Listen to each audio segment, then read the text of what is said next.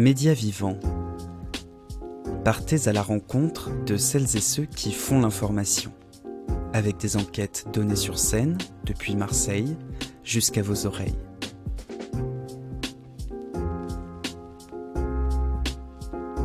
L'OM, le miracle des minots. Une enquête de Mourad Arts. Le 7 avril 1981, l'Olympique de Marseille est mort. Placé en liquidation judiciaire par le tribunal de commerce, le club, déjà tristement relégué la saison précédente en seconde division, s'apprête à licencier l'ensemble de ses joueurs professionnels qui n'étaient de toute manière déjà plus complètement payés, alors que des scellés vont être apposés sur les grilles à l'entrée du stade Vélodrome. Le lendemain, le 8 avril, dans les colonnes du quotidien local La Marseillaise, c'est en ces termes que Pierre-André Is, grande plume des sports, dressait alors l'oraison funèbre du club de tous les Marseillais. Je cite, « Cette chère vieille chose faisait partie du patrimoine de Marseille et sa disparition ne peut pas laisser indifférent. L'OM c'est fini, on en parle au passé. À ce moment-là, il fallait un miracle pour sauver le club. »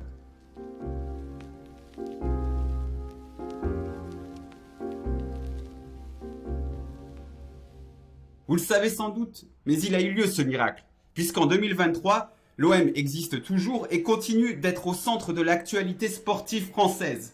Entre-temps, en 1993, il a même trouvé le moyen de remporter la plus prestigieuse des Coupes d'Europe, la Ligue des Champions. D'ailleurs, dans quelques semaines, au stade Vélodrome, il y aura de grandes festivités organisées afin de célébrer les 30 ans de cette fameuse victoire en Coupe d'Europe. Ce trophée rend si fier toute la ville de Marseille, et pourquoi pas ? Par contre, on a rapidement oublié ce qui s'est passé avant, ce qui a rendu possible cette victoire en Coupe d'Europe, le miracle de 1981. C'est qu'à Marseille, on ne veut pas trop entendre parler de cette histoire, l'histoire noire de l'OM. Non, parlons plutôt de l'étoile de 1993, des stars, de ceux qui brillent. Comme si, au milieu de cette tragédie, ce miracle n'avait pas fait briller le club de la plus belle des manières et à une intensité folle. Ce miracle, il s'est matérialisé à travers un groupe de joueurs, une équipe de Marseillais qui a tout simplement sauvé l'OM et que l'on surnomme les Minots. C'est de cette histoire dont on va parler aujourd'hui. Pour moi, les Minots, c'est le foot à l'état pur. Et cette période-là, ces 6 matchs-là, c'est ça. L'image des Minots, c'est qu'on était tous des Marseillais. Et c'est ça qui a fait notre force, je pense. On ne l'a jamais fait pour l'argent. On l'a tout simplement fait pour l'honneur de notre ville. Quoi qu'il arrive, jusqu'à la fin de notre vie, on sera liés. Le club est descendu en deuxième division, il aurait fallu qu'il remonte cette année, il ne l'a pas fait. L'OM, c'est fini. Le tribunal de commerce de Marseille a prononcé ce matin la cessation de paiement et la liquidation de biens de l'Olympique de Marseille. C'est l'histoire noire de l'OM en définitive. C'est l'histoire noire. Bien, d'abord, mon objectif numéro 1, c'est d'essayer de remettre une bonne ambiance au sein du club. Je suis obligé de dire que les choses ne pouvaient pas durer telles qu'elles étaient. Mais comment en est-on arrivé à cet état de mort clinique ce 7 avril 1981 ? Il y a d'abord eu la descente en D2 en juin 1980. À l'issue de la saison 1979-1980, et à la surprise générale, l'OM descend en deuxième division. À la surprise générale, car les observateurs s'attendaient plutôt à ce que cette équipe, notamment composée des internationaux français Marius Trésor et Didier Six, lutte pour les premières places. Mais la mayonnaise ne prend pas sur le terrain, c'est la gabégie dans les bureaux, et l'OM termine 19e sur 20 et est donc relégué en deuxième division. Catastrophe, car en plus de ça, la situation financière du club est déjà délicate. Cela fait des années que le club accumule des dettes à force d'acheter des stars qui ne donnent pas toujours satisfaction et de virer ses entraîneurs au premier mauvais résultat. À cette époque du foot, avant l'argent des retransmissions TV, Canal+ n'arrivera qu'en 1984, les budgets des clubs dépendaient grandement de la billetterie, qui représentait 60 à 80% de leurs revenus. Or, en D2, les Marseillais ne se déplacent plus pour voir cette triste équipe. En mars 1981, contre Tavo, au stade Vélodrome, on ne compte ainsi que 1600 billets vendus dans un stade comptant 40 000 places. Où donc trouver l'argent pour faire tourner le club? Et pourquoi pas à la mairie? Après tout, les subventions locales étaient à cette époque la seconde source de revenus des clubs. Et à Marseille, encore plus qu'ailleurs, puisque le tout-puissant maire de l'époque, Gaston Defferre, aimait se décrire à l'occasion comme le maire de l'OM. Il faut dire que ce club de foot draine un capital de popularité incroyable dans toute la ville, et donc un potentiel électoral non négligeable. Mais Defferre ne se contente pas de distribuer l'argent. Il veut aussi avoir son mot à dire dans la gestion du club, dans la nomination des hommes, par exemple. En seconde division, l'entraîneur de l'OM est une pointure. Un peu sur la fin, certes, mais l'un des plus grands entraîneurs de l'histoire du football français, un certain Albert Batteux. Batteux, pour le resituer, c'est 2 finales de Ligue des Champions avec Reims contre le Real Madrid, 8 titres de champion de France de D1 à lui tout seul, des accomplissements avec les Bleus, bref, une pointure qui voulait déjà prendre sa retraite à l'époque. Qu'est-ce qui l'attire donc sur la Canebière à ce moment-là? Pour Pierre Andréis, le journaliste sport de la Marseillaise, c'est Gaston Defferre. Voilà ce qu'écrivait Andréis. Avec les subventions municipales, l'OM et ses dirigeants avaient mis le doigt dans un engrenage qui, au fil des mois, fit du maire le président occulte du club. Au gré de ses amitiés et des deniers municipaux, il faisait et défaisait le club, exigeant l'allégeance et allant jusqu'à imposer un entraîneur de luxe, Batteux, à un moribond. Avant la liquidation, il y a donc le président occulte du club. Mais il y a aussi le président officiel, Christian Carlini. Un voyagiste arrivé à la tête de l'OM au terme d'une OPA lors d'une assemblée générale houleuse. Pour situer le personnage, a posteriori, en 2021, dans la Provence, il déclarait que son entreprise de voyage donc, faisait à l'époque 17 milliards de chiffre d'affaires. Mais il disait aussi ceci: « Je suis entré à l'OM en Ferrari. J'en suis sorti à Solex. C'est la vérité. Et encore, en le poussant sous la pluie parce que j'habitais en haut de la résidence Les Alpilles. » Christian Carlini se débat comme il peut pour maintenir le club à flot à l'échelon inférieur. Mais il ne cache jamais la difficulté de la situation. Il déclare même publiquement ne plus avoir suffisamment d'argent dans les caisses pour payer l'électricité du stade Vélodrome. Pire encore, Defferre amplifie la pression avec sa subvention. Il demande à Carlini d'enfin faire le chèque de 2 millions de francs que Carlini s'était engagé à faire lorsqu'il avait repris l'OM, s'il veut que Defferre verse sa subvention à l'OM. Apparemment, Carlini ne peut pas faire ce chèque. Mais on lui souffle une idée. Il y a des amoureux de l'OM au Venezuela. Il est sollicité par des investisseurs corses installés au Venezuela, soucieux d'investir dans l'OM, pour l'amour de l'OM, des millions de bolivars, la monnaie locale. Il s'envole même aux Antilles pour tenter d'aller récupérer ces bolivars. En vain. Le tribunal de commerce perd patience. La mairie ne verse pas sa subvention et c'est ainsi que le couperet tombe. Le 7 avril 1981, l'OM est déclaré incapable de rembourser ses créanciers. Officiellement, et sans prendre en compte la dette fiscale, il y aura un passif de 8 millions de francs en juin 1981. Au total, en prenant en compte la dette fiscale, on parle d'un montant de 15 millions de francs. Il faut bien comprendre qu'à l'époque, le budget moyen d'un club de première division est estimé aux alentours des 10 millions de francs. L'OM n'est plus un club de première division, n'a plus de spectateurs, doit composer avec un maire qui déclare ne plus pouvoir continuer à gâcher l'argent des contribuables marseillais et un président fantasque dans lequel personne ne fait confiance. Bref, ça ne pouvait plus durer. Pour terminer de vous présenter ce club si particulier à l'époque, mais toujours aujourd'hui, je vous demande d'accueillir un historien de l'OM, l'auteur de l'encyclopédie de référence sur l'Olympique de Marseille, M. Gilles Castagno.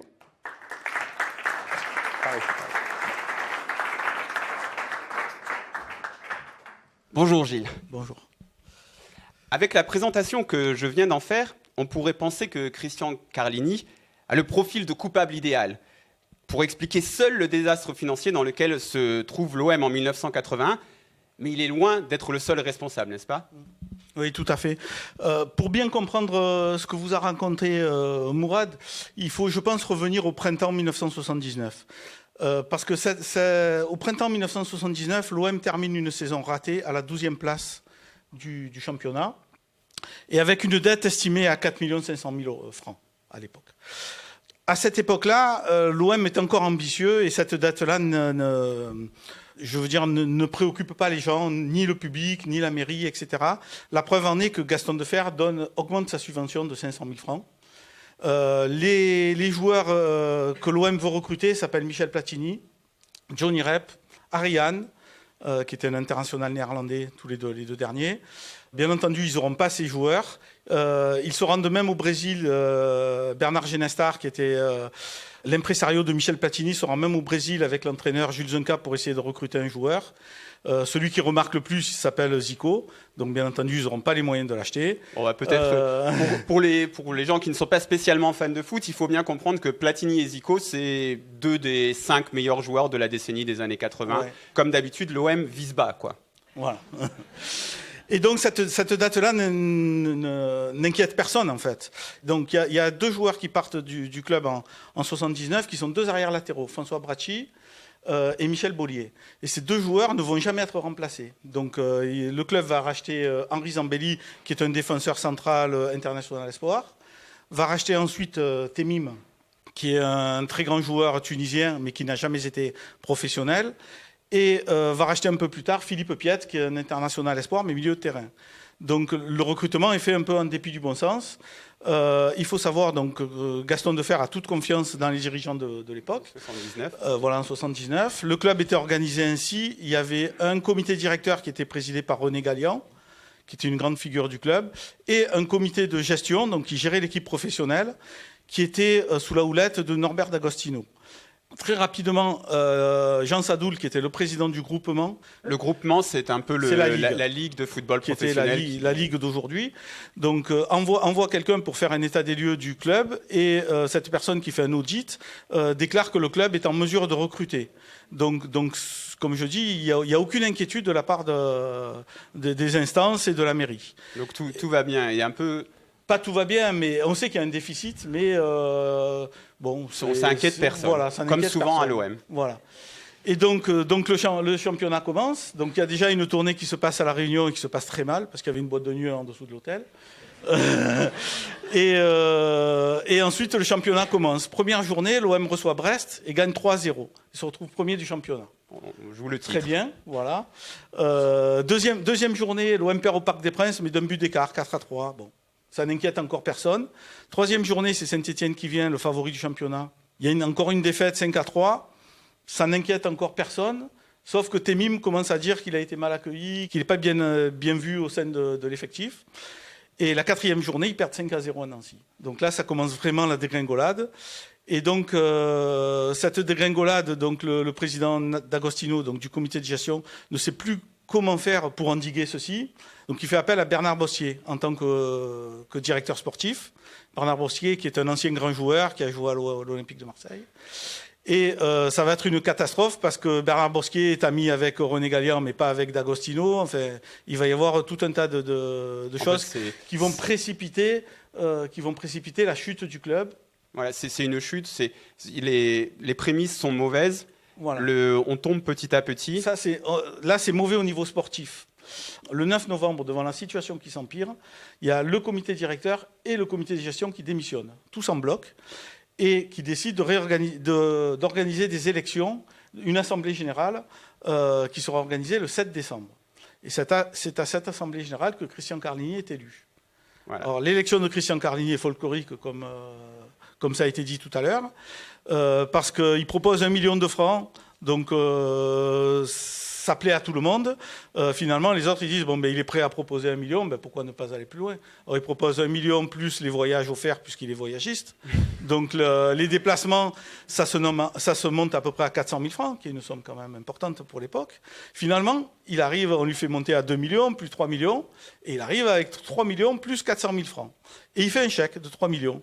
Sauf que ce chèque, il le met dans sa poche. Parce que comme il est élu président, ben, il le fait au président. Et le lendemain, première chose qu'il fait, ben, il déchire le chèque. Il déchire le chèque et il dit je ferai un chèque d'1 million dès le 3 janvier et les 2 autres millions, ce sera un prêt. Voilà. Donc on est dans cette situation-là. Donc ça, c'est le 7 décembre. Et le 7 décembre, à ce moment-là, on s'aperçoit que la dette n'est plus de 4,5 millions, mais aux alentours de 10 millions, donc 4 millions de dette fiscale. Le 24 décembre, quand la dernière journée de championnat avant la trêve arrive, il n'y a plus de match jusqu'au 20 janvier et donc plus de rentrée d'argent. Donc il est obligé de faire des chèques à son nom. En février, les résultats s'empirent. L'entraîneur est viré, c'est Jules Zenka qui est remplacé par Jean Robin. Tout le monde pense à Marseille que l'OM va se sauver parce qu'on est l'OM, alors on peut pas descendre. Il y a des grands joueurs, etc. Voilà, donc ça va... c'est un peu ça la situation. Il y a un déficit, mais c'est pas grave. On a des mauvais résultats, mais on est l'OM, c'est pas grave. Rien n'est jamais grave jusqu'à la liquidation judiciaire, quoi, en fait. En fait, dès janvier, Christian Carlini parle de dépôt de bilan possible si on lui demande de payer tout ce que l'OM doit. Et il ne peut pas faire face à ces échéances. Donc, il va voir des gens à la mairie, il rencontre souvent Gaston Defferre, et il ne trouve pas de solution. Et en mars, donc, il a une idée. Donc, Christian Carlini s'adresse au tribunal de commerce pour aider le club, pour mettre en place, comme une société classique, un plan de sauvegarde. Et le tribunal de commerce se déclare compétent. Donc, ce qui irrite très fortement le groupement, parce que le groupement veut que tout ce qui concerne le football, ça reste à l'intérieur du milieu du football. Donc, hors de question de faire appel à un tribunal de commerce. Donc, le tribunal de commerce se déclare compétent. Par contre, en se déclarant compétent, qu'est-ce qu'il fait? Il nomme un administrateur, qui s'appelle Maître Nespoulos. Donc, cet administrateur-là, c'est lui qui va gérer le club. Donc en fait, Christian Carlini est président, mais il a juste le titre. Il lui interdit de faire la publicité pour le club, il lui interdit de se présenter en tant que patron du club, puisque maintenant, il n'a plus aucun pouvoir. Donc lui, il se retrouve complètement bloqué, il ne peut plus prendre de décision, mais en même temps, Gaston Defferre lui impose de prendre un entraîneur de grande renommée pour justement continuer à payer sa subvention. Voilà, donc voilà vous pouvez le voir, Christian Carlini a vraiment la tête du coupable idéal, mais il n'était pas très bien entouré.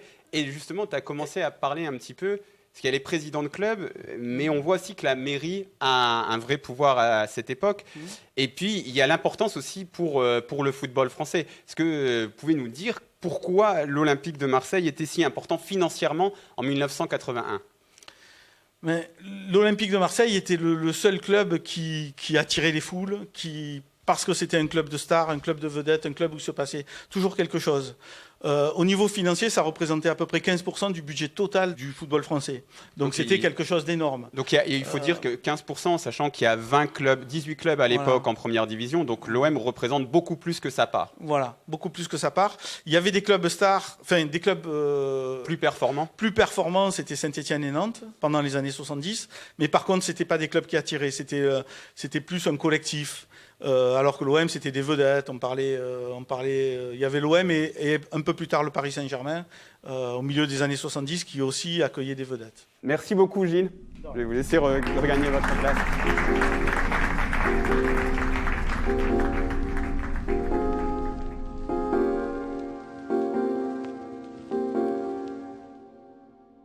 Il faut sauver le soldat OM. Il est déjà trop important pour le maire, trop important pour le football français, comme on vient de le voir. Les instances locales et nationales se mettent alors en ordre de bataille pour tenter de d'abord contester le jugement du tribunal de commerce, puis demander un étalement du paiement de la dette. Le maire mouille également la chemise. Une fois débarrassé de Carlini, si un plan de sauvetage est échafaudé, il accepte d'enfin lâcher sa subvention. La situation économique et administrative semble résolvable. Problème, il y a aussi une situation sportive. Bête pour un club de foot, mais il reste 6 matchs de 2e division à jouer. Et on n'a plus personne pour les jouer, puisqu'Albert Batteux et ses joueurs ont été licenciés dans le cadre de la liquidation judiciaire. Le règlement est clair. Si ces matchs ne sont pas joués, si aucune équipe n'est présentée, ces matchs seront déclarés forfaits. Et si ces matchs sont déclarés forfaits, aucune existence administrative n'est possible pour le club qui déclare forfait pour l'ensemble de la saison. Il faut jouer ces matchs, donc, et il faut bien les jouer même, parce qu'il existe même un petit risque de descente en 3e division si une équipe est bien présentée, mais qu'elle ne remporte aucun point sur ces 6 rencontres.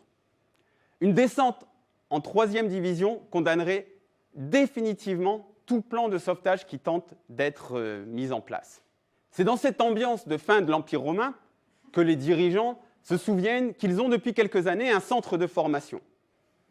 Un centre de formation où il y a des jeunes joueurs. Ils ne pourraient pas nous les jouer, ces matchs-là, ces jeunes joueurs. Ils ne sont même pas si mauvais que ça, ces jeunes. Ils ont même remporté quelques compétitions dans leur catégorie d'âge. Ils pourraient au moins faire illusion sur ces 6 rencontres. C'est un peu l'ambiance au départ. La réalité va être beaucoup plus belle et c'est là que va réellement débuter la légende des Minots, comme on va le voir. Ils pensent tous qu'on est des petits jeunes et qu'ils vont nous impressionner.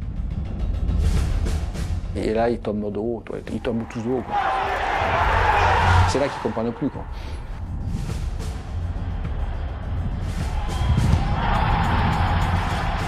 Quand vous êtes fort comme ça, collectivement, vous pensez que vous êtes invincible.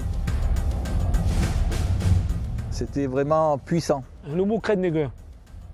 C'était ça, l'équipe des Minots. On craint vraiment des gueux. La rage de vaincre a prévalu, mais dans les tribunes, certains exaltés ont déjà confondu violence et passion. Vous savez, comme on dit, il y a des lions, il y a des gazelles, il y a des brebis. Nous, on était tous des lions, tous. C'était la mentalité des mecs, quoi. Pour aller à la guerre, c'était pas les derniers, quoi. Sur le terrain, d'entrée, c'est faire comprendre qu'ils étaient chez nous, qu'on était à Marseille, qu'on était à Marseille, que c'est nous qu'on a gagné. Voilà. De toute façon, maintenant, on s'attend à des rencontres toujours aussi dures et de plus en plus dures. Pour un minot de Marseille jouer à l'OM, c'était quelque chose de fabuleux, quoi. Et ces minots qui ont joué avec le maillot de l'OM, on a la chance d'en avoir 2. Donc je vous demande d'accueillir, pour parler de ces 6 matchs, Roland Gransart, l'entraîneur de cette équipe, et Christian Caminiti, le capitaine de cette équipe.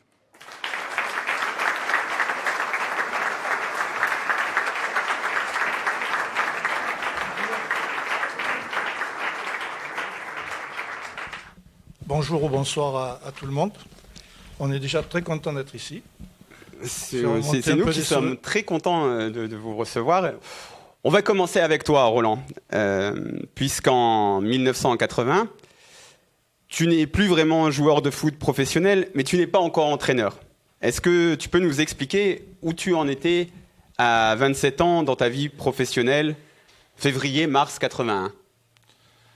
Personnellement, j'ai très mal vécu la descente, parce que j'étais à l'intérieur, parce qu'il s'est passé des choses invraisemblables. Un groupe composé d'internationaux, de super joueurs, et qui sur le terrain et dans le quotidien, ne correspondaient pas à ce que j'appelle des champions. Donc moi, très rapidement, j'ai pris la décision que si le foot c'était ça ne m'intéressait pas. Donc j'ai décidé de ne plus jouer. Je ne savais pas du tout ce que j'allais faire à 27 ans, etc. Et il y a un dirigeant, M. Seta, qui m'a proposé d'être éducateur, mais en équipe XY, quoi. Donc je me suis dit, pourquoi pas ? Pourquoi pas, par rapport à ce que j'avais vécu, de transmettre d'autres choses. Donc tu es éducateur à ce moment-là, quand il y a la liquidation judiciaire. Exactement. Et comment on te demande de devenir entraîneur principal ? Alors déjà, M. Batteux, très régulièrement, il venait me voir, il me dit « on a besoin de toi ». J'ai dit « non, c'est fini ». Ils n'arrivaient pas à admettre que je ne voulais plus jouer. Donc je suis, pour l'anecdote, je suis sur le terrain de l'Uvonne qui n'existe plus, qui était le cœur de l'Olympique de Marseille. Arrive M. Robin, qui me dit « on t'attend au Vélodrome ». J'ai dit « moi, on m'attend au Vélodrome, pourquoi ?» Donc on part dans sa voiture, une vieille 104, et il me dit « je sens que tu vas être l'entraîneur ». J'ai dit « Monsieur Robin, l'entraîneur, ça va être vous, moi, si vous voulez, je vous fais l'entraînement, mais entraîner, c'est pas question. J'ai 27 ans, vous avez un passé, etc. Il me dit non, vas-y. Et on arrive au feu rouge de Saint-Ginier, je ne le sentais pas le coup. Hein. Et j'arrive, il y avait M. Sadoul, les représentants de la mairie, les représentants du groupement, de la Ligue, enfin, et des institutionnels marseillais. Donc je rentre, et M. Sadoul, il me regarde, il me dit, voilà, alors petit, il faut que tu nous assures 3 points pour ne pas descendre. Et moi, je suis comme ça, et je le regarde, et je dis, ça, je ne peux pas vous l'assurer. Donc il y a un froid. Je dis, par contre, je peux vous assurer qu'on va essayer de tous les prendre. Alors il me dit, bon, ben ça va, tu peux nous laisser. Donc, je ne sais pas ce qu'il se raconte, il me faut revenir, il me dit, bon, tu es l'entraîneur pour les 6 matchs. Et ça part comme ça, je retourne à Luvonne. Et tu vas retrouver Christian. Alors avant de revenir en avril 80, puisque j'ai présenté un peu ces jeunes qui étaient de manière un peu, on va dire, très très modeste. Mais il faut quand même dire que vous aviez gagné pas mal de choses, et notamment la Coupe Gambardella. Donc pour ceux qui ne connaissent pas, la Coupe Gambardella, c'est la compétition la plus prestigieuse pour les équipes de jeunes. Est-ce que tu peux nous dire un peu ce que vous aviez déjà fait, ce que vous aviez déjà gagné, l'historique que vous aviez en commun dans ce groupe de joueurs? Bon, cette équipe, il y a certains joueurs qui ne faisaient plus partie de l'équipe des Minots et donc de vainqueur de la Gambardella. Mais il y avait toujours une âme qui enflammait cette équipe parce qu'on était tous des quartiers de Marseille. Mais vous aviez déjà donc gagné quand même la Gambardella et le championnat de France cadet aussi, et fait une finale, et n'était pas très loin aussi de remporter la Gambardella une 2e année. Aussi, oui, parce que la génération d'après était aussi assez méritante, même très méritante. Malheureusement, il ne la gagne pas. Mais il y avait une particularité, c'est que ces joueurs-là, étaient animés par une éducation que l'Olympique de Marseille nous donnait. Il y avait vous voyez ce geste que tous les joueurs font lorsqu'ils embrassent l'écusson du club. Nous, personne ne l'a fait. On n'avait pas besoin de le faire parce que ça coulait de source, quoi. Donc on a réussi à le faire en catégorie de jeunes, ce qui a permis à certains joueurs de ces groupes-là de participer aussi aux entraînements des professionnels. Et voilà, et même certains d'entre vous aviez même signé un contrat pro. Et parce que j'ai dit que tous les pros avaient été licenciés, mais ça. En réalité, pour continuer, il y avait une obligation, c'est que 2 pros restent. Et ces 2 pros, ça va être Michel Castellani, qui se trouve là-haut avec le maillot du Haric, et moi-même. Voilà, qui aviez déjà signé un contrat pro. Voilà, parce qu'on était les plus âgés de ce groupe-là. Et comment ça se passe? Comment on vous demande de rester à l'OM dans un club en liquidation judiciaire? Normalement, on hésite un petit peu. On voit l'entreprise est en liquidation. On se dit, bon, je vais peut-être aller tenter ma chance ailleurs. Bien, ça s'est passé un petit peu comme Roland. Peut-être pas dans une voiture, mais à l'entrée des bureaux et de la salle des trophées. C'est M. Robin et M. Seta qui sont venus me dire, bon, Christian, tu restes avec nous? J'ai dit, oui, bien sûr, il n'y a pas de souci. Et je crois que Michel, ça a été la même chose, mais aussi simplement. Et on ne s'est pas posé de questions de dire la carrière, le salaire, mon ego, quoi que ce soit. C'était naturel. Ouais, tu veux jouer à l'OM? Bah oui. Bah ouais, voilà. Il faut dire qu'il y a 2 joueurs qui n'ont pas voulu rester. Ouais, qui n'étaient pas des Minots. Qui ne sont pas devenus des Minots. Voilà. On va voir le calendrier. Tu peux garder le micro, Roland. Donc, ça, ce sont les 6 matchs au programme. Donc, on vous demande de prendre 3 points. Savoir que la victoire, à l'époque, c'était 2 points. Donc, ça fait 2 points. Il faut faire une victoire et un nul. Et vous allez faire un petit peu mieux, comme on va le voir, puisque vous n'allez perdre aucun match. Vous allez gagner 3 matchs et faire 3 nuls. Comment ça se passe un peu, ces 6 matchs? Comment c'est de diriger une équipe avec que des jeunes? Le plus important, évidemment, c'est le premier. La chance, c'est qu'il y avait une petite trêve de 10 jours entre l'annonce de la liquidation et le premier match. Donc il s'est passé beaucoup de choses en coulisses, etc. Puis nous, on s'est entraînés, on s'est préparés à faire ce premier match. Donc on était tous remontés, parce que là j'ai rejoué. On était tous... Là, ça va, tu as retrouvé l'amour du football. Exactement, sur d'autres valeurs. Et donc tout le monde était bien concentré. Et le match, il se déroule comme on aurait pu l'écrire, c'est-à-dire ambiance feutrée, beaucoup de scepticisme dans les tribunes, un peu qu'est-ce qui va se passer, comment ils vont être mangés. Et puis nous, sur le terrain, au fur et à mesure, on a enclenché les choses et on a pris le public, quoi. Donc le public, si vous avez vu les images, presque à un moment donné, il va rentrer sur le terrain pour je ne sais quoi. Et on a le bonheur de marquer à 5 minutes de la fin. Par Michel Castellani, qui est l'un des deux pros qui reste. Donc ça finit en apothéose et ça lance l'épopée, quoi. Ouais, Christian, tu peux nous parler un peu de l'ambiance qu'il y avait pour le dernier de ces 6 matchs face à Montpellier. Montpellier, donc, qui est une équipe... qui était une équipe qui allait monter, une belle équipe, et vous vous êtes déjà sauvé, vous le savez. Oui. Et là, par contre, il y a beaucoup plus de monde. L'ambiance, elle est différente, parce que comme l'a dit Roland, contre Grenoble, il y a un peu de scepticisme. Là, il n'y a plus de scepticisme. Il n'y a plus de scepticisme, mais l'affaire n'est pas conclue quand même, parce que au niveau administratif, tout est à faire.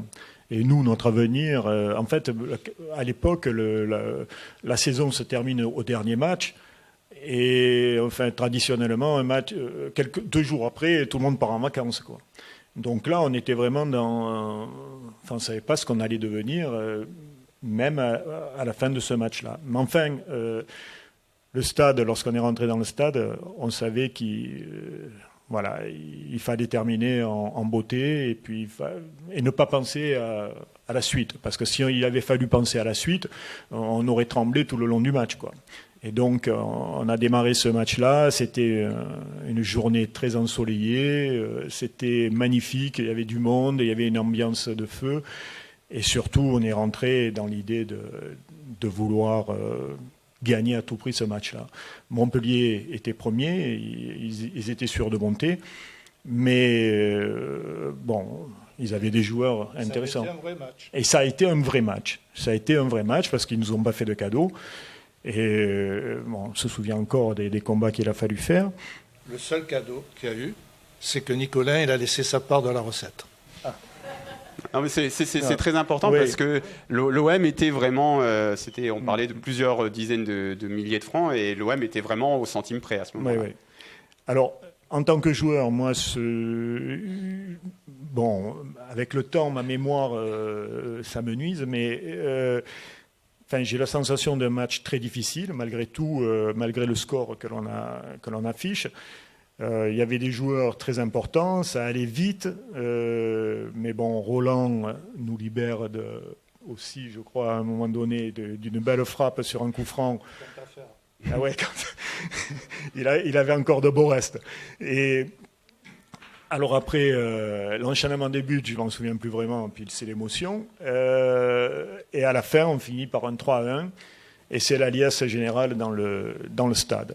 Donc là, on éclate tous comme des enfants, quoi. Et puis, c'est le tour d'honneur, des fleurs, je ne sais pas ce qui se passe, et c'est la joie, quoi. Il y a un vrai enthousiasme, alors qu'il n'y en avait plus du tout. L'OM était en train de mourir depuis des mois, des années, et là, d'un seul coup, il se passe quelque chose. Alors juste, le lendemain du match, j'appelle M. Sadoul. Donc c'était le président du groupement. Je dis voilà, la mission est terminée pour moi. Je quitte, la place est libre. Et dans l'instant, il me dit enlève-toi ça de l'idée, ça va être toi l'entraîneur. Ah. Et il me dit avec tous les pouvoirs. Avec mes 27 ans et demi, entraîneur de l'OM et par derrière tous les pouvoirs, quand je vois les dirigeants, il faut trouver la bonne posture. Et oui. Parce que sportivement, le club est sauvé. Financièrement, on est en train de négocier un accord pour étaler la dette. Et puis, il y a un nouveau duo dirigeant qui arrive, Carieux-Cuny. Exactement. Comment ils te sont présentés? Jean Carieux, donc c'est un entrepreneur local, et Claude Cuny, c'était le fondateur de l'AS Nancy-Lorraine. Alors, il y a eu un petit intermède avec M. Benoît, qui était dirigeant de Sochaux, qui est venu faire un audit, etc. Puis au bout d'un mois, il me prend et me dit « Marseille, c'est pas fait pour moi ». Donc, il repartait en Franche-Comté et arrive un peu plus tard M. Cuny, qui avait créé Nancy, etc., et qui s'installe dans les bureaux et que voilà, quoi. Tu es censé avoir les pleins pouvoirs, donc comment ça se passe avec eux? C'était délicat parce que, ils voulaient prendre la main sur les joueurs et les joueurs, ils n'acceptaient pas. Donc ça revenait toujours vers moi et ils me disaient, tes petits cons là, pour qu'ils se prennent, parce que moi j'ai fait Nancy, j'ai dit les petits cons, ils jouent pour rien, ils se défoncent, ils font gagner des matchs, respectez-les, quoi. Donc il y avait des grands silences entre nous deux. Des très grands silences.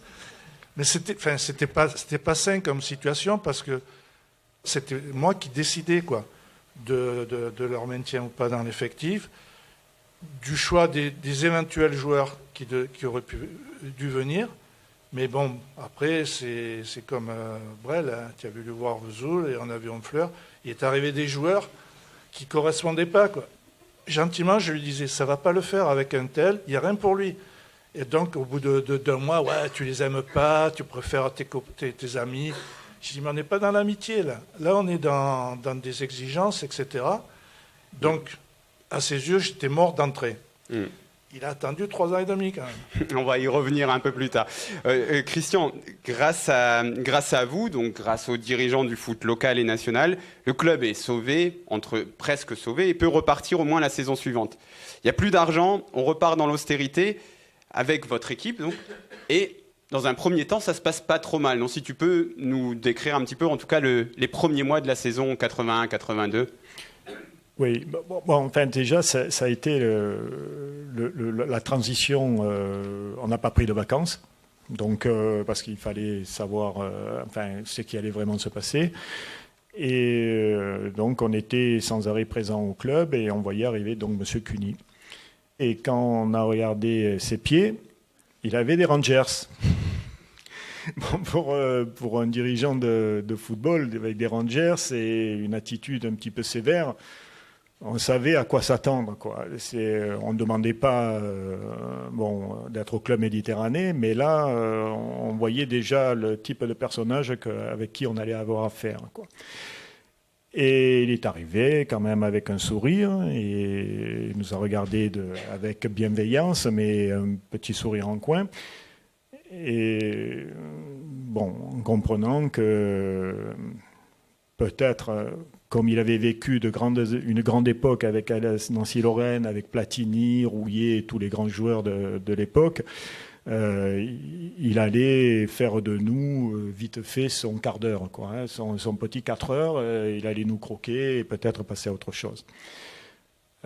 Et surtout, je crois qu'il ne croyait pas en nous et sur la suite à donner sportive du club. On a repris les entraînements. Après, nous, on est sortis de cet aspect administratif, les couloirs et les bureaux. Alors, en tant que capitaine, il m'y a invité une fois pour savoir si ça se passait bien l'entraînement. Répondre, oui, ça se passe bien. Non, il n'y a pas de souci, tout se passe bien. Et Roland, Roland aussi, ça va bien. Et ça va bien? Oui, ça va bien, M. Cuny. Bon, allez, sort.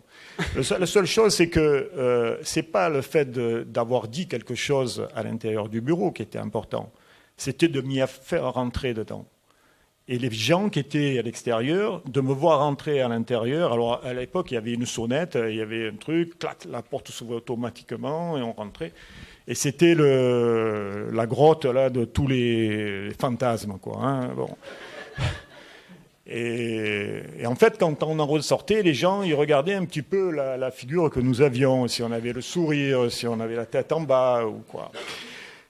Et ça, c'était pas vraiment bien parce que il a dû faire ça le même coup à plusieurs joueurs, ce qui augurait de la zizanie qu'il voulait créer entre nous.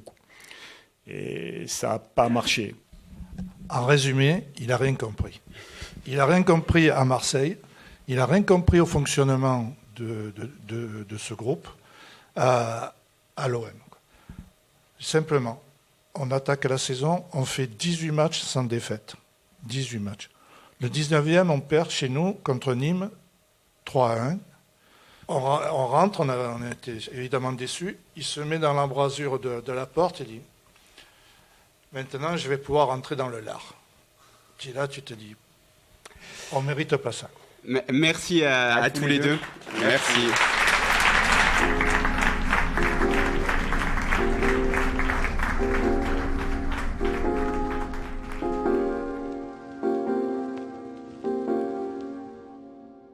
Malgré cette situation avec ces nouveaux dirigeants, le stade Vélodrome se remplit à nouveau. Le symbole de ce réveil, c'est ce match de la 13e journée de D2, le 16 avril 1981, un choc face à Toulouse, au Vélodrome, 6 mois après l'annonce de la liquidation judiciaire. Plus de 40 000 spectateurs, la presse marseillaise 40 000, 45 000, c'est à peu près la même chose. Mais plus de 40 000 spectateurs, 40 635 exactement, garnissent les tribunes de l'enceinte du boulevard Michelet pour cette rencontre. L'OM est toujours en D2, mais l'OM est ressuscité. Les Marseillais aiment cette équipe, ils aiment leur équipe. Ils vont même lui donner un surnom qui va être immortalisé en chanson. On va écouter ça tout de suite, les Minots.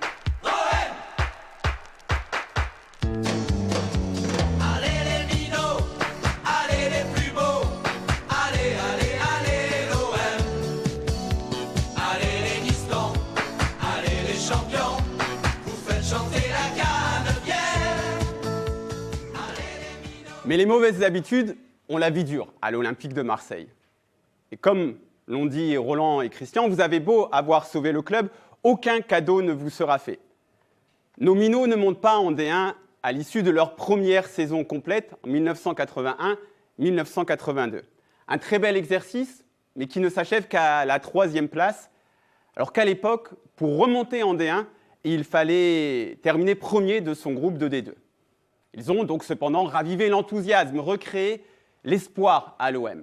Et il y a le duo Carieux-Cuny, qui réussit tout de même de très belles choses au club, au niveau administratif, au niveau économique.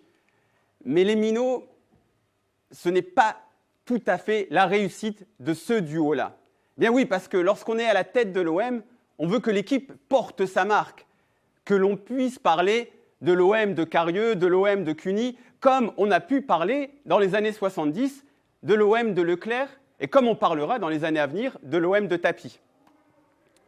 Comme l'a dit Roland, lorsqu'ils perdent leur premier match, le manager général Claude Cuny est ravi de cette situation et ça augure de la suite. La suite, c'est 2 joueurs qui vont être immédiatement sacrifiés à l'issue de la saison.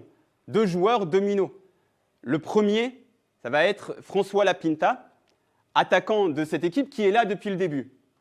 Le second, peut-être encore un peu plus symbolique, c'est l'un des 2 pros qui est resté pour sauver le club, sans lequel le club n'aurait pas pu être sauvé, le premier buteur de cette aventure, Michel Castellani.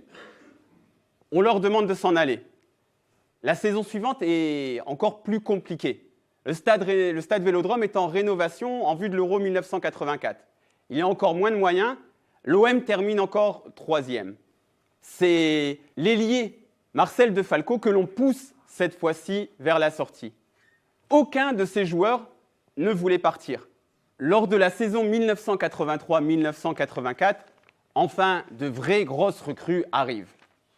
François Bracci derrière, Paco Rubio au milieu, Olarevic et Boubacar devant. L'ossature est toujours formée par les Minots, mais cette équipe est réellement renforcée. Elle remonte en première division à l'issue de la saison. C'est la liesse dans toute la ville, dans tout le club. Et les Minots sont encore une fois vite ramenés à la réalité. Car qui dit retour en D1, dit retour aux bonnes vieilles habitudes à l'OM. Peu importe ces mecs qui ont sauvé le club, ça va, ils ont fait ce qu'ils avaient à faire. Il faut tout d'abord recruter et vite, maintenant que l'on retrouve un budget un peu plus décent. Donc plus de place pour les Minots. L'OM redevient l'OM, recrute même quelques stars ou pseudo-stars, comme Laurie Cunningham, par exemple, le regretté Laurie Cunningham, international anglais en provenance du Real Madrid, ça vous impose quelque chose. Ou Chen Laling, ailier gauche, passé lui par le grand Ajax Amsterdam. Malheureusement, malgré leur CV ronflant, aucun de ces deux joueurs ne va laisser un grand souvenir à Marseille. Ajoutez à ça Hervé Flack, Jean-Pierre Bade, Éric de Wilder, Jean-Louis Zanon et Bernard Zégnier, il n'y a plus de place pour les minots. Enfin, il pourrait y en avoir une, mais on favorise plutôt les recrues du président. C'est celui qui était jusqu'ici plutôt un allié dans ce duo des minots, Jean Carieux, qui veut devenir omnipotent, créer sa propre équipe. Même son binôme, Claude Cuny, en 1984, est remis en cause, poussé vers la sortie. Carieux va précipiter la fin de ce qu'il reste de l'équipe des minots, de l'aventure des minots. Commencé par Roland Gransart, cet homme devenu entraîneur par la force des choses, qui a conduit, qui a guidé toute cette génération vers la reconstruction du club viré.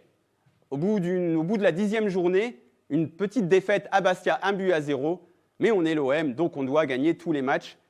Rien n'est laissé au passage, même si on remonte juste en D1. Un président omnipotent, la folie des grandeurs sur le mercato, un entraîneur viré, l'OM retombe dans ses travers. Et c'est bien sûr les minots qui vont en faire les frais. Pour analyser cette saison du retour au n'importe quoi, je vais vous demander d'accueillir mon dernier invité, celui qui était milieu de terrain lors de cette saison du n'importe quoi, mais aussi milieu de terrain dans l'équipe des minots, Jean-Charles Debonneau. Bonsoir à tous.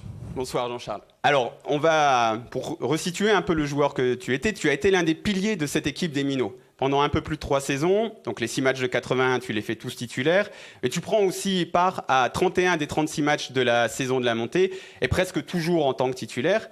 Donc, quel est un peu ton état d'esprit lors de la saison 1983, lorsqu'elle s'achève, la saison 1983-84, vous remontez, tu t'apprêtes à disputer la saison 84-85. Tu es dans quel état d'esprit à ce moment-là ? Un petit peu moins bien, parce que je perds mes amis, les minots, parce que ce ne sont pas des camarades, ce sont des amis, on a tout vécu ensemble, tu l'as retracé, Mourad, et je me dis qu'on arrive dans la cage au lion. Là, on voit le président Carieux avec Claude Cuny qui, comme tu l'as cité, fait venir des joueurs de première division, des joueurs renommés au départ, Cunningham avec Tchevaling, qui sont des internationaux. Zégnier, qui était un joueur aussi qui avait joué en équipe de France et qui avait été champion de France, je crois, avec Bordeaux. Donc voilà, c'était déjà des joueurs confirmés et d'autres qui étaient moins confirmés. Et là, je sens le traquenard, en fait. Je me dis, petit à petit, mes amis sont partis, on les a éliminés. Ils ne sont pas partis, on les a éliminés pour qu'il y ait plus de puissance à pouvoir gérer cette situation. Parce qu'à nous, ils n'arrivaient pas à nous gérer. Ils n'arrivaient pas parce qu'on avait du répondant, parce qu'on avait une grosse personnalité, parce qu'on était soudés, parce qu'on était amis et on savait où on allait. Et on l'a su puisque nous sommes remontés en première division et nous avons sauvé aussi le club. Donc là, je me dis, la saison débute mal.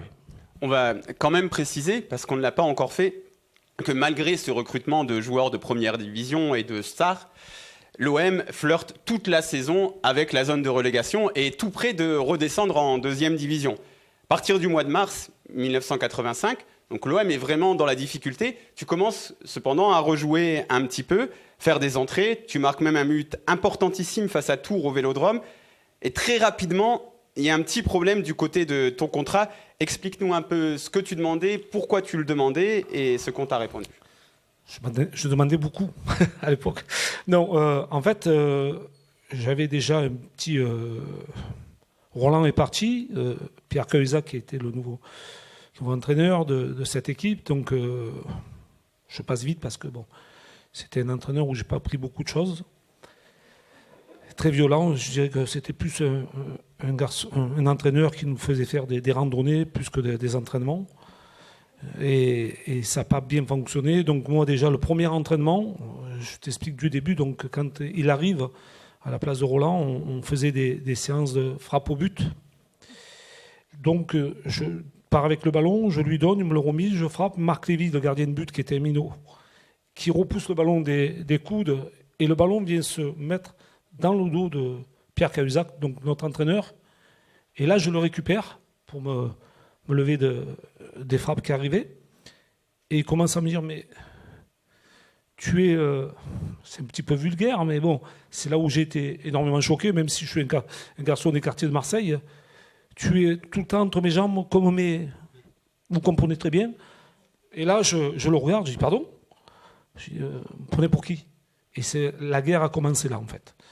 Donc, je me suis un peu attrapé avec lui, et à un moment donné, le club ne fonctionnait pas, les résultats n'étaient pas là, et j'en reviens à ce match où je rentre, je marque, le match d'après, il me remet remplaçant, je rentre, je remarque, le match d'après, il me remet remplaçant, et le comble des combles, c'est qu'on va jouer à la Nancy-Lorraine, et là, je suis remplaçant, et quand je rentre, au bout de 20 minutes, il y a un joueur, Eric Bruno, qui prend le ballon dans le visage, il est KO sur le terrain. Donc sur le banc de touche, on demande le remplacement. Donc moi, je venais de rentrer depuis 20 minutes, et je me suis dit, il ne va pas me ressortir à moi quand même. Je viens de rentrer. Ça ne s'était jamais vu quasiment dans le football à part la blessure. Et il me dit, viens. Je me retourne, je ne vois personne derrière moi, je dis, mais il me parle à moi là. Il vient de me faire entrer, il va me faire ressortir. Et mon camarade était KO au sol. Et en fait, il me fait ressortir. Et là, la guerre a commencé, en fait. La vraie guerre a commencé. Il faut aussi préciser que Jean Carieux est à ce moment-là sur le banc et que tu le suspectes un petit peu de faire certains choix. Je le suspecte, je le dénonce, plutôt. Il y a un incident au sortir de ce match, oui. Donc tu vas publiquement parler à la presse et... En fait, quand je sors, ce qui est rarissime, Roland peut-être pourra le confirmer, à l'époque, il n'y avait pas de président sur les bancs de touche. On ne connaissait pas ça. C'est bien ça, Roland ? Donc il y avait l'entraîneur, qui était Pierre Cahuzac, le président et les 2 remplaçants, parce qu'à l'époque, nous étions que 2 remplaçants. Et donc, je sors très énervé, puisque j'avais joué 20 minutes, et je m'approche du banc de touche, et je fais comme ça à Cahuzac, je dis, ça va mal se passer. Et vous, président, vous allez en prendre plein la gueule, je vais monter à la tribune de presse, je vais vous couper en rondelle. Il me dit, mais qu'est-ce que tu dis ? Je vous dis, vous allez voir. Et ça commence, je me rappelle à Nancy-Lorraine, il y avait une grande tour de presse, et là je monte, il y a Pape Diouf, notre cher et tendre Pape Diouf, malheureusement qu'il n'est plus avec nous, et je lui dis, voilà, il se passe ça, parce qu'ils avaient tous compris que ça s'était très très mal passé. Et donc je déclare la situation, j'explique ce qui se passe sur le banc de touche, et je dis, un président n'a rien à foutre sur un banc de touche et donner des consignes.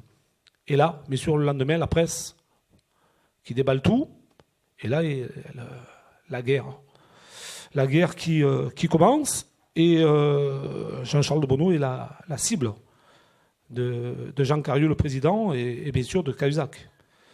Donc là, c'est le bec à bec, et il se passe que voilà, je rentre en conflit avec eux. Et malgré ça, il y a un élan populaire autour de toi, et lors du match contre Metz, le public va même chanter ton nom et demander ton entrée, et tu vas entrer et tu vas même marquer, il me semble. Oui, c'est assez rigolo. Alors, Cahuzac est à l'extrémité, et moi je suis de l'autre côté, parce que je ne pouvais pas le sentir en fait. Donc c'était très clair, il le savait, et il s'approche de moi et puis il me dit, oh Gary, qu'est-ce qu'ils ont à scander ton nom là dans la tribune ? Et pas très calme comme je suis habituellement. Je le regarde, je dis, mais je leur ai donné 10 francs à tous pour qu'ils scannent mon nom pour que je puisse rentrer. Et là, il me regarde, il me dit, qu'est-ce que tu dis ? Et je lui dis, je dis ce que je veux. Et puis là, je rentre et je marque. Donc là, alors pour lui, ça a été la catastrophe. Il était obligé de me faire rentrer parce que les gens demandaient que je puisse rentrer puisque j'avais fait des belles performances auparavant. Ils ne comprenaient pas pourquoi, à cette période, j'étais remplaçant ou que je ne jouais pas. Et là, alors, ça a été quand je suis rentré au vestiaire. Au lieu de me féliciter, il m'a plutôt aussi bec avec une nouvelle fois. Et donc tu étais en fin de contrat à ce moment-là, et tu ne vas pas prolonger ton contrat finalement, parce qu'on ne va pas te proposer ce que tu savais que tu méritais, même la moitié de ce que les autres titulaires avaient. Tu sais, Christian en a parlé, on a toujours joué pour et je le dis dans le documentaire des Minots, on a toujours joué pour les couleurs de l'Olympique de Marseille et pour la ville de Marseille. Et pour nos quartiers, parce qu'on est tous des quartiers, on n'a jamais parlé une seule fois d'argent. La seule fois où on a parlé d'argent, on a perdu. Donc, au moins, c'était pour une prime face au PSG, on perd en Coupe de France. Donc, on vous propose 3 années supplémentaires pour signer à l'Olympique de Marseille. Le plus heureux du monde. Petit Marseillais qui vient des quartiers, qui porte le maillot de l'OM. On me propose 3 ans de plus. Je lui dis OK, pas de souci. Et il me dit mais je te donne, à l'époque c'était en francs, 2000 francs de plus, ce qui représente 300 €. Je lui dis mais président, je veux bien. Je veux bien porter une nouvelle fois les couleurs de Marseille, faire tout ce qu'on a pu faire auparavant. On a sauvé le club, on n'a jamais demandé d'argent, on est allé au feu, on nous a remis sur le devant de la scène. Mais quand même, à l'époque, j'ai rien à cacher. Je touchais à peu près 20 000 francs, ce qui représente à peu près autour de 3 000 €. Et je lui ai dit, écoutez président, avec le passé qu'on vient de faire, si vous me doublez le salaire, je reste, mais alors je signe avec les pieds, quoi. Et je lui dis, et je sais, parce que dans un vestiaire, tous les bruits courent, on sait que les nouvelles recrues ont tant de salaire, et ça. Mais je lui dis, moi ça ne m'intéresse pas. Mais je connais les salaires des autres. Il me dit, mais tu te prends pour qui? Je le regarde, je me prends pour personne. En sachant que ce que tu demandais, c'était à peu près la moitié du salaire d'une recrue moyenne. Voilà. Et la pas recrue moyenne. Et pas Cunningham ou Lali. Voilà. Et en sachant ce qu'on avait pu faire auparavant. Je veux dire, au moins d'être remercié aussi de ce que nous, on a pu faire et ne jamais rien demander. Et à un moment donné, il faut que tu sois aussi récompensé de ce que tu as produit pendant 3 ans par rapport à ce qui allait se passer l'année à venir. Et en sachant que je venais aussi, tu le diras peut-être parce que je sais que tu es au courant, que les buts que je marque permettent à l'Olympique de Marseille une nouvelle fois de ne pas descendre en 2e division, de se sauver et de rester en 1re division. Et là, il me dit, mais tu es un petit con, d'où tu viens, mais pour qui tu te prends? Et là, je lui dis, mais président, comment je vous demande pas grand-chose. En fait, vous deviez déjà être heureux de pouvoir jouer à l'OM. Voilà, mais en fait, pour eux, c'était, tu portes le maillot de l'OM et tu la fermes. Mais comme a dit Roland, petit à petit, ils ont éliminé la force que nous avions, l'effectif, et là, ils pensaient une nouvelle fois me manipuler. Et ça n'a pas fonctionné. Et là, c'est parti, là, alors la guerre de la guerre. Même quand les clubs téléphonaient, je passais pour un petit voyou, pour un joueur de quartier. Et voilà, et ma carrière, bon, heureusement que j'ai eu la chance de signer dans un grand club qui était les Girondins de Bordeaux et d'être champion de France et gagner la Coupe de France. Et pour terminer un petit peu, on a déjà parlé de cette théorie que tu as comme d'une chaîne. C'est-à-dire qu'on vous a enlevé des maillons parce que certaines personnes vont dire oui, mais les autres minots, ils n'ont pas fait une grande carrière après. Mais en fait, toi, tu dis, nous, on avait une force parce que chacun d'entre nous était les maillons d'une chaîne. Oui, absolument. Je pense qu'il ne pouvait rien nous arriver. Roland avait une totale confiance en nous. Au début, il a joué avec nous, il a tout compris. Il a dit, moi, j'ai plus besoin de jouer avec eux. Moi, je vais les coacher, je suis là, j'ai simplement à les guider. Et après, eux, ils savent ce qu'ils doivent faire. On avait une force terrible. Mais c'est difficile à dire parce que, à l'expliquer, je pense qu'on faisait un seul homme sur le terrain. Et rien. Vous avez vu les images quand il y a eu des petites échauffourées, que personne ne s'écartait de... Puis on jouait contre des hommes à l'époque. Nous avions tous 20 ans, 21 ans. Les autres avaient 28, 30, 32. Et on rentrait dans le lard. Et ça... Petit à petit, en levant des maillons, ça nous a levé notre force. Même si on se battait et qu'on allait au bout de nos limites, on n'a pas pu résister. Après, une fois qu'il est resté 3 ou 4 joueurs de l'équipe des minots, l'année où on est remonté, ou 5 joueurs, et l'année de la 1re division, là, c'était beaucoup plus facile de dire, ben, tu sais quoi, si tu n'es pas content, tu prends la porte et tu t'en vas. Donc, voilà, ça a été le cas. Et ça a facilité la tâche aux dirigeants pour qu'on puisse partir et après retomber dans des travers. Merci beaucoup Jean-Charles. Merci.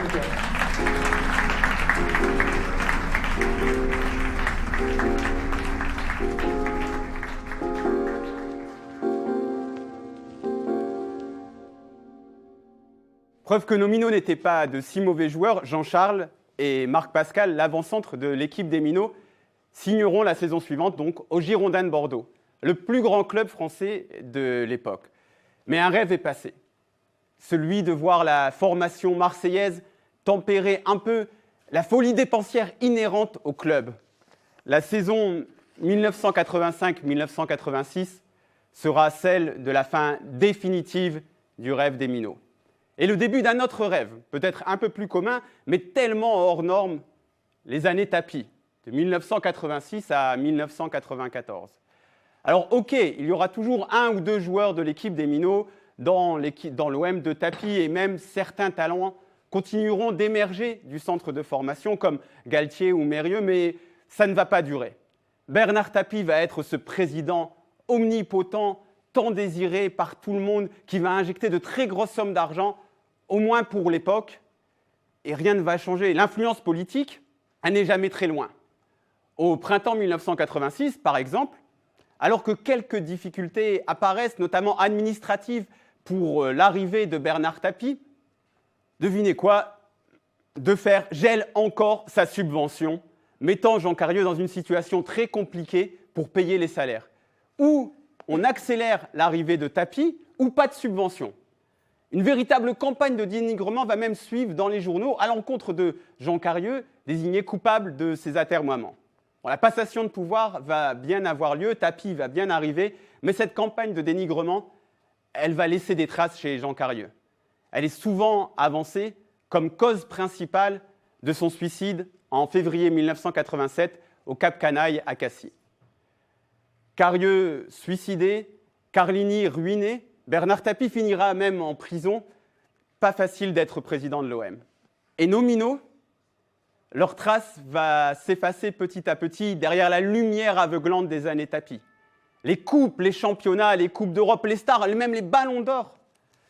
Le cocktail impossible de l'Olympique de Marseille, mêlant influence politique, glamour sur le terrain, instabilité sur le banc et passion dévorante tout autour, Bernard Tapie va le faire fonctionner. Un temps au moins, avant la prison, la relégation, les polémiques. Mais il l'a fait fonctionner. Il n'a plus jamais refonctionné depuis ce fameux cocktail. Mais on tente toujours d'appliquer la recette. Comme en 2016, lorsque le club est vendu, c'est à la mairie que sont officialisées les noces.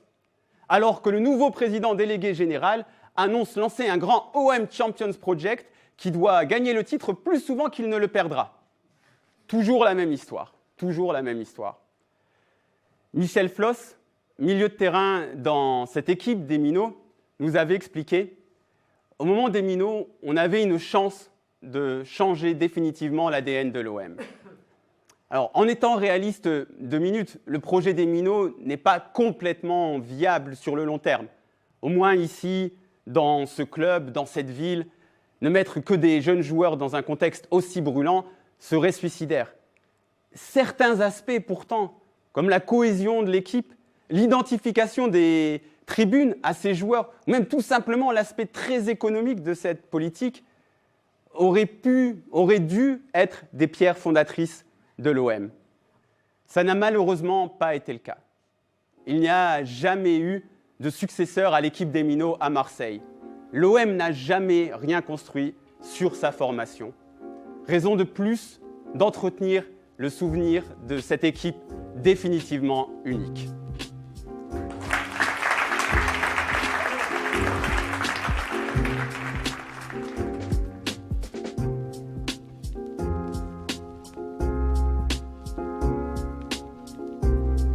C'était l'OM, le miracle des Minots, une enquête de Mourad Arts.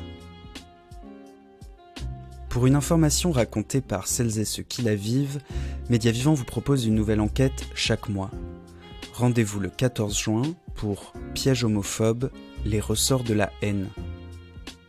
Ce podcast vous a plu ? N'hésitez pas à parler de notre projet autour de vous et à nous attribuer des étoiles. Et n'oubliez pas, l'actualité se raconte aussi dans notre newsletter. L'inscription est gratuite depuis notre site mediavivant.fr. Le projet ne grandira pas sans vous, alors merci et à bientôt.